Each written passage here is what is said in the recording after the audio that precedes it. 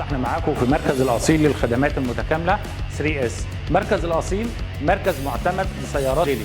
مركز الأصيل مركز خدمات متكامل لجميع سيارات جيلي وتويوتا والسيارات المتنوعة. مركز بيقدم خدمة ما بعد البيع في الصيانة وقطع الغيار، وكمان مركز الأصيل بيضم صالة عرض كبيرة تضم جميع سيارات جيلي. مركز الأصيل في زهراء المعادي. معانا المهندس باسم خطاب رئيس عمليات مجموعة الأصيل لصيانة سيارات تويوتا وجيلي. ايه اللي بيميز مركز خدمة مجموعة الأصيل عن المراكز التانية؟ اهلا بيك. انا هنبتدي الاول ان احنا فاهمين العميل عاوز ايه. العميل اوريدي زار اكتر من مركز خدمه وراح اكتر من توكيل، بيبقى عنده مشاكل كتير قوي من اول ما بيجي يحجز او ان هو بيجي يفضل واقف ويتنج ليست. احنا حلينا كل المشاكل دي.